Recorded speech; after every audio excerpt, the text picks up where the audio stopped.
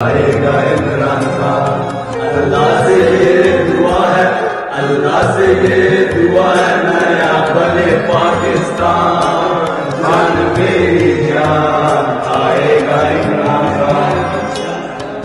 तो नजर आ रहा है सामने लिखा हुआ है जुल्म मिटने के लिए दो चीजों से मिटेगा भाई। एक, अदल की कुर्सी पे जो लोग बैठते हैं ना, वो अदल के हिसाब से फैसले करने लगे।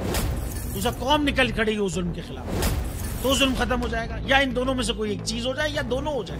अगर 420 का मुकदमा था, उस वक्त अदलिया में जो लोग बैठे हुए केस देख रहे थे, वो पूछते ना यार चीट हुआ कौन है। जब उनको दिखता कोई चीट नहीं हुआ, केस खत्म कर देते। तो जालिम जुल्म कर ही नहीं पाता। 9 जजेस ने नोट बिफोर किया मेरे केस को यार, 1.5 साल चला। शख्सी जमानत का केस, सेम केस इस्लामाबाद में कर दिया। एक ही इल्जाम पे 2 केस हो नहीं सकते भाई। मतलब 60 दिन का वक्त होता है। 102 दिन के बाद मैं जीत गया, केस बरी हो गया। 102 दिन के बाद अपील फाइल की, एक्सेप्ट कर ली। नहीं करते ना एक्सेप्ट, खत्म हो जाता ना जुल्म यार। भरी अदालत में मुझे बरी कर दिया, फिर पता नहीं क्या हुआ 2.5 घंटे बाद का नोट बिफोर। मैं नहीं सुनता ये केस, खड़े रहते अपने फैसले पे, मिट जाता जुल्म। अल्लाह ताला ने बिठाया इन कुर्सियों पे इनको यार, ये अल्लाह ताला की तरफ से फैसले करने हैं। तो या तो ये फैसले आएंगे, जुल्म मिट जाएगा, या कौम खड़ी हो जाएगी जुल्म के खिलाफ।